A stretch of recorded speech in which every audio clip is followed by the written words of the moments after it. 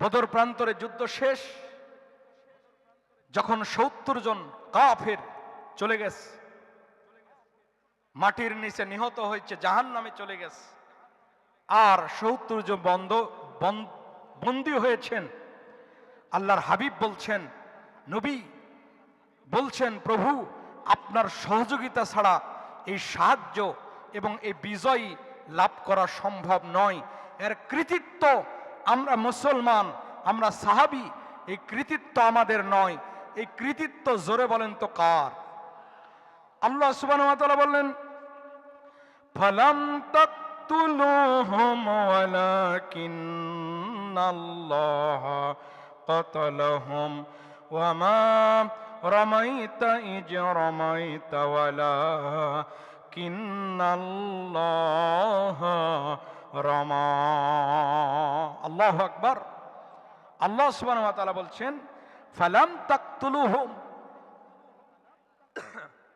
তাকতুলুহুম ওয়ালাকিন্নাল্লাহা কাতালাহুম। নবী, আপনি মনে করেছেন আপনি এদেরকে হত্যা করেছেন? না, আপনি হত্যা করেন নাই, স্বয়ং আমি আরশের মালিক এই হত্যা করেছি। বলেন না সুবহান। বন্ধুগণ আমার, যে কথা আমি আপনাদেরকে বোঝাইতে চাই, আমার আলোচনা শেষ পর্যায়ে যে কথা আমি আপনাদেরকে বোঝাইতে চেয়েছি সেটা হলো, আমি আমার মূল কথায় আজকে ফিরে আসি। আল্লাহ সুবহানাহু ওয়া তাআলা সূরা আনামে বলছেন, যে কথা আমি প্রথমেই দিয়ে শুরু করেছি, ওয়া তাম্মাত কালিমাতু রাব্বিকা সিদকাও আদালা লা মুবাদদিলা লিকালিমাতি ওয়া হুয়াস সামিউল আলিম। নবী গো, ওয়া তাম্মাত কালিমাতু রাব্বিক, এমন একটা কিতাব আমি আপনাকে দিয়েছি যে কিতাব লা মুবাদদিলা লিকালিমাতি, এর একটা শব্দ, একটা নুক্তা, একটা বর্ণ পরিবর্ধন করা যাবে না। সুবহানাল্লাহ বলবেন না? ওই যে দেখেন, ইন্ডিয়ার সংবিধান, ভারতের সংবিধান, এক নয় দুই নয়, অনেকবার মানুষের কল্যাণের জন্য সংশোধন করা হয়েছে। শুধু তাই নয়, যারা উন্নত রাষ্ট্র দাবি করে, গণতন্ত্রের যারা লিডার দাবি করে, প্রয়োজনের জন্য তারাও এই সংবিধান তারা পরিবর্তন করে।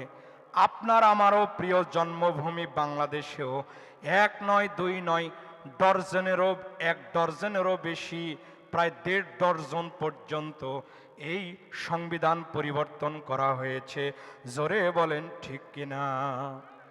আল্লাহ সুবহানাহু ওয়া তাআলা বলেন, দুনিয়ার মানুষ, ও রাজশাহীবাসী, ও বাংলাদেশের মানুষ, তোমার সংবিধান ডক্টর কামাল লিখেছে, এজন্য বারবার পরিবর্তন করতে হয়। পরিবর্তন করেছো, মানুষের শান্তি তুমি দিতে পারো না। এই কথা বলেন ঠিক কিনা?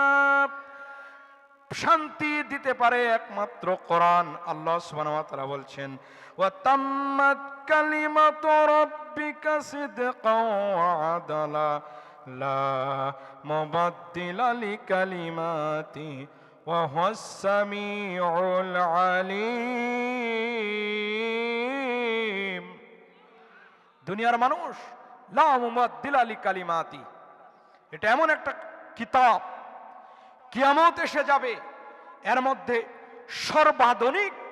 আধুনিক রাষ্ট্র কায়েম করতে গেলে, আধুনিক রাষ্ট্র প্রতিষ্ঠিত করতে গেলে, আধুনিক পরিবার গঠন করতে গেলে, আধুনিক সমাজ গঠন করতে গেলে, আধুনিক লেটেস্ট মানুষ হতে গেলে, আধুনিক পরিবার গঠন করতে হলে, মেয়েকে আধুনিক বানাতে হলে, স্ত্রীকে আধুনিক বানাতে হলে, নিজে আধুনিক হতে হলে, যা কিছু উপাদান সবগুলো আমি আল্লাহ সুবহানাহু ওয়া তাআলা কুরআনুল হাকিমের মধ্যে পরতে পরতে আমি ঢুকাইয়া দিয়েছি।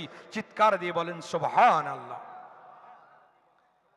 বন্ধুগণ আমার, খেয়াল করুন, আল্লাহ সুবহানাহু ওয়া তাআলা বলেন, মূসা আলাইহিস সালামকে আমি লাঠি দিয়েছি, যে লাঠিটা এরকম বগলে যদি ধরে, 1000 পাওয়ারের বাল্ব সামনে তার চাইতেও আলোকিত হয়ে যায়। অন্ধকার দূর হয়ে যায় ওই লাঠির পাওয়ার দিয়েছেন। জোরে বলেন তো কে? মুসা আলাইহিস সালাম নাই, লাঠির আজকে পাওয়ার নাই। কথা বলেন ঠিক কিনা?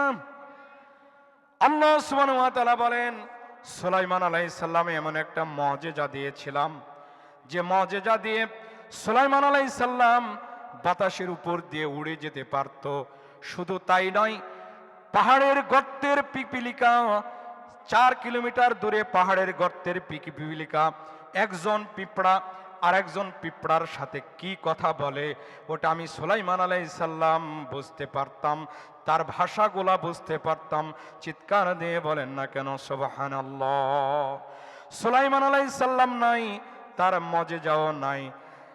ঈসা আলাইহিস সালামকে মুজিজা দেওয়া হয়েছিল, কুম বিইজনিল্লাহ, আল্লাহর অর্ডারে তুমি একজন কবর থেকে মৃত্যু ব্যক্তিকে বিসমিল্লাহ বলতে দেরি হতো, বিসমিল্লাহ বলতে দেরি হতো, মৃত্যু ব্যক্তিকে কবর থেকে জিন্দা করে দিতেন। জোরে বলেন তো কে?